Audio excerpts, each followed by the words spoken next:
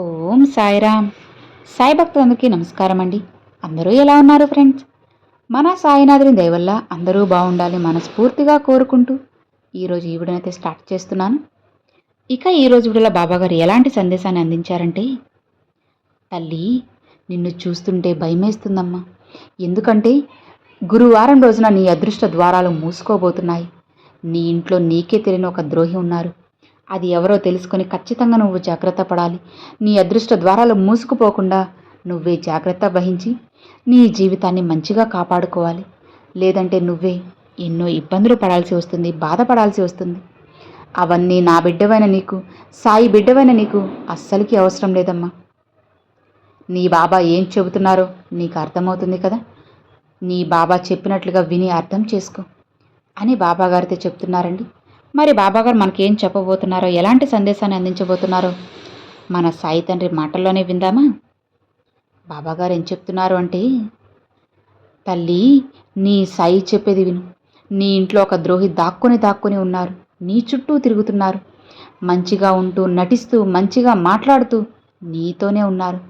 నీ కళ్ళు కప్పుతూ, నీ కంట పడకుండా, నీకు అనుమానం రాకుండా, ఏమాత్రం నువ్వు సందేహం అనేది రాకుండా జాగ్రత్త పడుతున్నారు.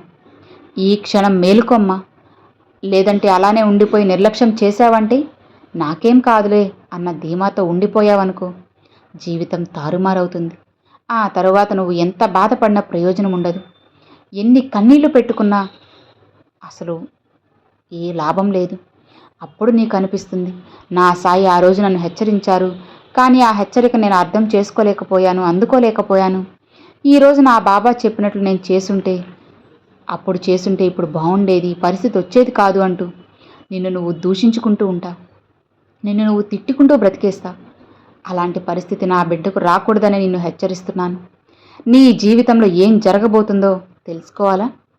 అయితే నీ సాయి చెప్పే మాటలు విను, అర్థమవుతాయి. మళ్ళీ మళ్ళీ హెచ్చరిస్తూ చెబుతున్నాను తల్లి, జాగ్రత్త.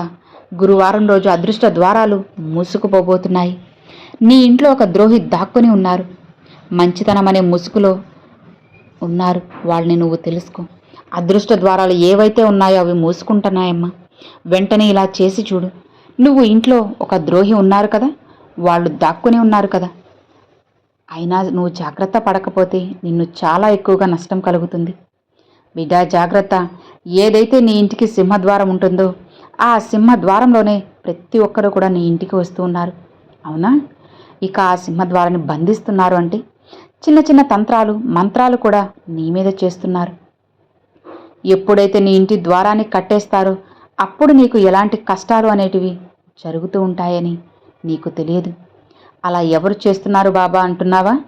నువ్వు అందరి కంట్లో పడకూడదు, అందరి చూపు నీ మీద ఉండకూడదమ్మా. చెడు కళ్ళు, చెడు దృష్టి నీపై ఉండకూడదు. ఇలాంటివన్నీ దూరం చేసుకో. అంటే ఏం చేయాలో కూడా ఒక ఉపాయం చెబుతాను విను.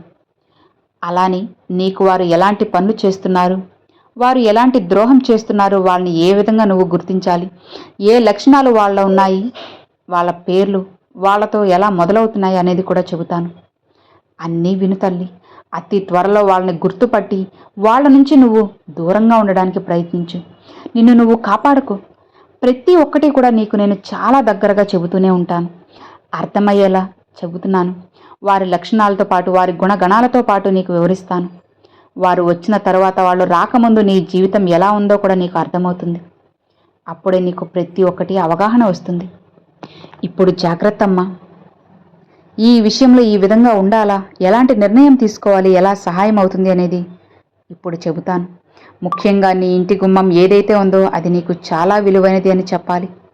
ఎందుకంటే ఆ గుమ్మంలో నుంచి ఏది ప్రవేశించినా, సిరి సంపదలు ప్రవేశించినా సరే, దరిద్రం ప్రవేశించినా, మంచి మనుషులు, దుష్ట శక్తులు ఎవరు వచ్చినా సరే ఆ గుమ్మంలోనే రావాలి. ప్రతి నిత్యం ఇంటి నుంచి బయటికి వెళ్ళేటప్పుడు మంచైనా చెడైనా సరే ఇంటి గడప దాటిన తర్వాత నీకు జరుగుతుంది కదా.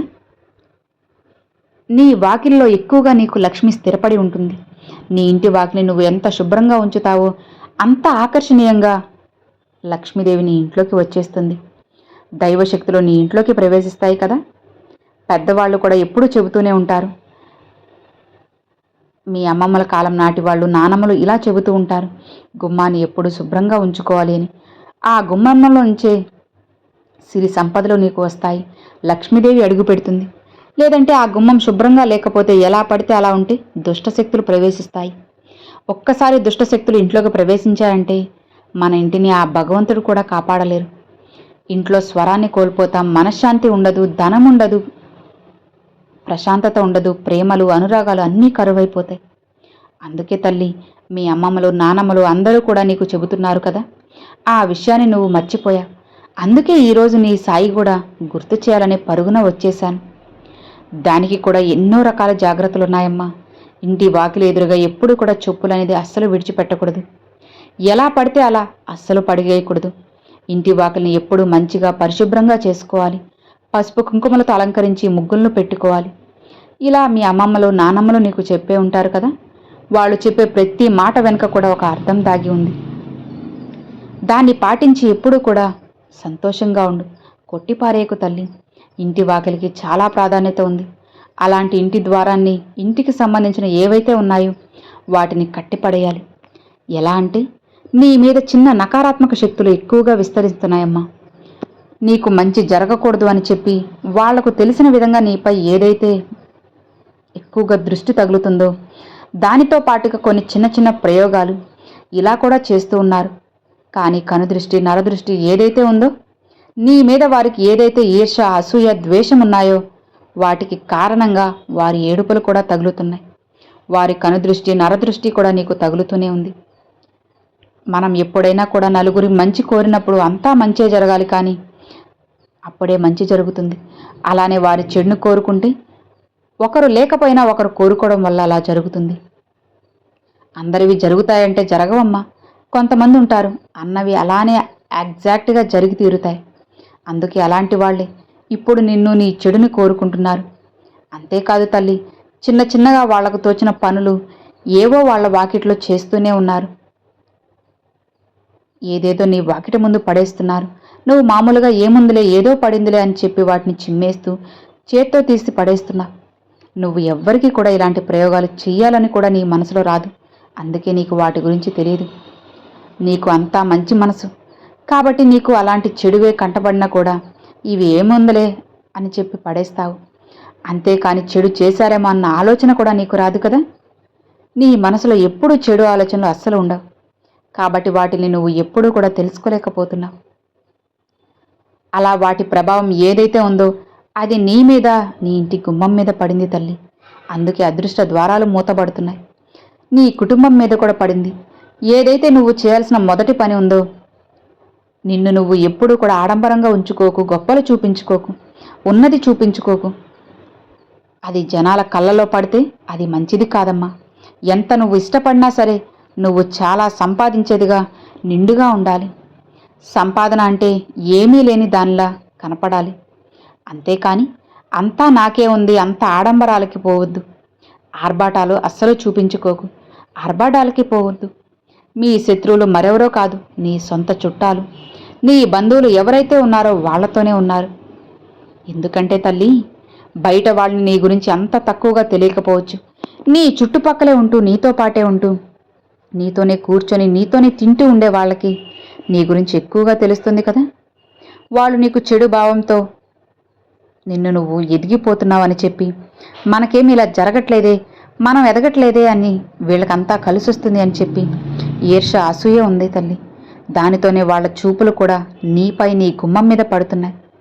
తొందరపడి నీ మనసులో మాటల్ని అందరికీ చెప్పొద్దమ్మా. అలానే నీ కోపాన్ని నువ్వు ఎంత అదుపులో పెట్టుకుంటే నీకు అంత మంచిది తల్లి.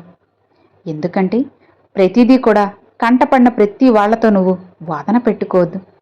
ప్రతి ఒక్క విషయాన్ని మనసులోకి పెట్టుకోకు. నేను ఇలా చేయాలనుకుంటున్నాను, అలా చేయాలనుకుంటున్నాను, ఇంత సంపాదించాను, అంత సంపాదిస్తాను అని చెప్పి ఏది కూడా వాళ్ళకి చెప్పకు. అనవసరంగా ఎవరి మీద కోపం చూపించకు. ఎందుకంటే మనం కోపంగా ఎప్పుడు మాట్లాడతామో అప్పుడు శత్రువులైపోతాం. అప్పుడు వాళ్ళు చెడుని కోరుకోవడానికి ఎక్కువ అవకాశం ఉంటుంది. నీ మీద కన్ను పెట్టడానికి, దృష్టి పెట్టడానికి అవకాశం ఉంటుంది. వీళ్ళు ఇంత ఎదిగిపోతున్నారు కదా, వీళ్ళు ఎలా అసలు ఎదుగుతున్నారు, ఎదగడం బాలేదు, మనసులో కుళ్ళుకుంటారు. నీకు మంచిగా స్నేహంగా ఉన్నప్పుడు నిన్ను నాశనం చేయాలని, నీ చెడు కోరాలని ఎవ్వరికీ అనిపించదు. ఇలా చూడు బిడ్డ, నీతో ఎప్పుడు శత్రుత్వం ఏర్పడుతుందో అప్పుడే ఆ నీచుడు కోరుకుంటాడు. అప్పుడే ఈర్ష్యపడతాడు, అసూయపడతారు. ఆ నరుడు దృష్టికి నా పర అయినా పగిలిపోతుంది కదా. అలానే ఉంటుందమ్మా. అందుకే నీకు శత్రువులు ఉన్నా కూడా దెబ్బకు తుడిచిపెట్టుకోవాలి. ఒక్క మాట తల్లి, అది బ్రతికినంతకాలం గుర్తుండిపోతుంది. ఆ మాట కోపంగా మాట్లాడావంటే ఇక అంతే. కాబట్టి కాసేపు నీ కోపాన్ని నువ్వు అదుపు చేసుకో. కోపం ఎవ్వరికీ కూడా రాదు, మంచిది కాదు. నువ్వు సంతోషంగా ఉన్నప్పుడు అలానే ఉండు. నీకు కోపం వచ్చిందా, చిరాకు వచ్చిందా, మెల్లగా వాళ్ళకి చెప్పడానికి ప్రయత్నించు. లేదా వారు వినే స్థితిలో లేరు అన్నప్పుడు నువ్వు మెల్లగా అక్కడి నుంచి జారుకో, మౌనంగా ఉండు. అంతేకాని కోపం మాత్రం చూపించొద్దమ్మా. నీ పరిస్థితి ఎలా ఉన్నా సరే, మానసిక పరిస్థితి ఎలా ఉన్నా సరే, నువ్వు అలా ప్రవర్తించకూడదు. నీ సంబంధం, నీకు సంబంధించిన విషయాలు ఎవ్వరికీ కూడా చెప్పొద్దు. సంతోషంగా ఉన్నా సరే ఎవ్వరికీ చెప్పొద్దు తల్లి. నువ్వు సంతోషంగా ఉన్నావు, ఎదుగుతున్నావంటే కూడా దిష్టి తగిలే అవకాశం ఉంటుంది. వాళ్ళు ఏదో ఒకటి చేసి నిన్ను బాధ పెట్టాలని చూస్తారు. వీళ్ళు పెద్దగా చేసేసేమీ ఉండదు, మంచిగానే నవ్వుతూ నీ ఇంట్లోకి వస్తూ పోతూ ఉంటారు. ఏదో ఒక వస్తువుని తీసి నీకు తెలియకుండా నీ ఇంట్లోనే పడేసిపోతారు. దాని మూలాన నీ ఇంట్లో ఎక్కువగా నకారాత్మక శక్తి విచ్చలవిడిగా పెరిగిపోతుంది. ఎవరి మనసైతే స్వచ్ఛంగా ఉంటుందో వాళ్ళకే కీడు చేయాలని, వాళ్ళ జీవితం నాశనం అయిపోవాలి, వాళ్ళు పైకి రాకూడదని చెప్పి లోపల నవ్వుతూ నీ నాశనాన్ని కోరుకొని నీ ఇంట్లోకి వచ్చిన వాళ్ళు ఇప్పటికే చాలామంది ఉన్నారు తల్లి. వాళ్ళని గుర్తించమ్మా. వీళ్ళు నీకు పెట్టే దిష్టి వల్ల, నరదిష్టి వల్లే, దుష్టశక్తుల వల్లే, చెడు శక్తి వల్లే నీ ఇంటి అదృష్ట ద్వారాలు మూతపడిపోతున్నాయి. లేదంటే నా బిడ్డ సిరి సంపదలతో, అష్టైశ్వర్యాలతో తొలతూగేది. ఏంటి బాబా మీరు ఇంతలా భయపెడుతున్నారు, దీనికి పరిష్కారమే లేదా బాబా, నేను ఎలా దీని నుంచి బయటపడాలి అని అంటున్నావు కదా. బిడ్డా, ఇన్ని చెప్పినా నేను పరిష్కారాన్ని చూపించకుండా ఉంటానా? అలా ఎందుకుంటాను చెప్పు. నీకైన పరిష్కారాన్ని కూడా తెస్తానమ్మా. చెప్పినట్లుగానే ఇంటిని ప్రతిరోజు కూడా శుభ్రంగా ఉంచుకో. ఇంటి గడపని పూజిస్తూ ఉండు. అలానే ప్రతిరోజు పసుపు నీళ్లు చల్లుకో. వారానికి ఒక్కసారైనా ఇంట్లో సాంబ్రాణి ధూపం వై. అలానే ప్రతిరోజు తప్పనిసరిగా నా విభూదిని కాసిని నీళ్ళలో కలిపి నీ ఇంటి మూలలు, ఇల్లు మొత్తం కూడా చిలకరించు. ఇలా చేయడం వల్ల నీ ఇంట్లో ఉన్న దుష్టశక్తి, చెడు శక్తులు అన్నీ కూడా సర్వనాశనం అయిపోతాయి, పటాపంచలైపోతాయి. నరదిష్టి కూడా నీకు కనిపించకుండా నాశనం అయిపోతుంది. ఇక ఏమాత్రం కూడా భయపడకు తల్లి. చెడ్డ విషయాలు జరిగేవాళ్ళు, చెడ్డ పనులు చేసేవాళ్ళు, నీపై చెడు ప్రయోగం చేసేవాళ్ళు, వాళ్ళ పాపానికి వాళ్లే పోతారు. ఇక నువ్వు ఏమాత్రం కూడా భయపడాల్సిన అవసరం లేదు, బాధపడాల్సిన అవసరం అంతకన్నా లేదు. నిశ్చింతగా ప్రశాంతంగా ఉన్నావంటే నీ జీవితం నీకు నచ్చినట్లుగా మారుతుంది. అలా మారేలా చేసే బాధ్యత నీ తండ్రిగా నాదే కదా. నిశ్చింతగా ప్రశాంతంగా ఉండమ్మా. నీ అదృష్ట ద్వారాలు మూసుకోబోతున్నాయని చెప్పాను. అలానే అవి ఎలా తెరిపించుకోవాలో కూడా పరిష్కారం చూపాను కదా. నీ సాయి చెప్పినట్లుగా చేశావంటే నీ అదృష్ట ద్వారాలు అస్సలు మూసుకోవు తల్లి, వెంటనే తెరుచుకుంటాయి కూడా. వాటిని ఏదైనా చెడు శక్తి పట్టి పీడిస్తున్నా సరే అది కూడా సర్వనాశనం అయిపోతుంది, పటాపంచలైపోతుంది. ఇక నువ్వు నిశ్చింతగా ప్రశాంతంగా ఉండు తల్లి. ఎవరితో ఎంతవరకు ఉండాలో అంతవరకే ఉండు. నా వాళ్లే కదా అని రాసుకొని పూసుకొని అందరితో తిరగాల్సిన అవసరం నీకు ఏమాత్రం లేదు. ఎవరితో ఎక్కడుండాలో అక్కడే ఉండి నీ పని నువ్వు చేసుకో. నువ్వు నిశ్చింతగా నీ కుటుంబంతో సంతోషంగా ఉండు అని బాబాగారు ఈరోజు ఈ సందేశాన్ని పంపారండి. సో విన్నారు కదండి, ఈరోజు బాబాగారు పంపించిన ఈ మంచి సందేశం మీ అందరికి నచ్చింది, అర్థమైంది అని అనుకుంటున్నాను. మరి బాబాగారు చెప్పినట్లుగా అందరూ చేయండి ఫ్రెండ్స్. ఖచ్చితంగా మీ లైఫ్ కూడా మారుతుంది.